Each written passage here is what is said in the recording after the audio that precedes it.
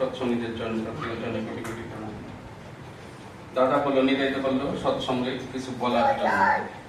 আজকে সৎসঙ্গ, আমার সৎসঙ্গ ক্লাস হচ্ছে ওই অজিত দেবনাথ, অজিত সাহা এবং পুষ্পদি, ওরাও বলেছে একসাথে দিবে। আমি বলছি ঠিক আছে, হবে।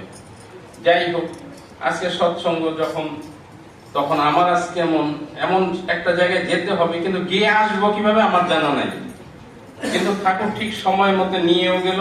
আবার আমি ঠিকভাবে একদম প্রার্থনার আগ মুহূর্তে এসব মন্দিরে পৌঁছেছি। এটা আমার একটা বিশেষ, আমারও তখন মনে হলো যে সত্যি যে ঠাকুর, আমরা যে সৎসঙ্গী, এই জায়গাটায় আজকে আমি আবার একটা নিজেকে খুব ধন্য মনে করছি যে ঠাকুর ঠিক সময় মতো প্রত্যেকটা ট্রেনের সাথে কানেক্ট করে দাঁড়িয়ে আছে, প্রতিটা জায়গায়, প্রতিটা ভাবনার মধ্যে।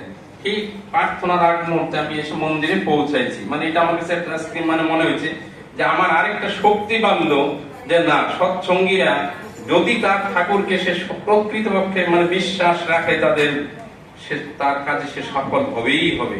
এটুকু আমার জীবনের আমি আজকে বুঝতে পারলাম আরো। তাই প্রত্যেকেরই সবার জীবনের নানান কাহিনী জড়িয়ে আছে সৎসঙ্গ জগতে। তাই এই যে ভাদ্র মাসে প্রত্যেকে আমরা যারা সৎসঙ্গী, আমরা ঠাকুরের অধিবেশন দেওয়ার চেষ্টা করি। কেন? আমাদের তখন সৎসঙ্গ যদি দেই আমরা, আমাদের নিজেদের পরিবার প্লাস হচ্ছে নিজেদের সবার কথা মনে হয় যে না ঠাকুর, তুমি সবাইকে সুস্থ রাখো, শান্তিতে রাখো, ভালো রাখো, আগামী দিনগুলো যেন আমরা তোমাকে নিয়ে চলতে পারি। কারণ কেন? আমাদের প্রতিনিয়ত বিপদ, বর্তমান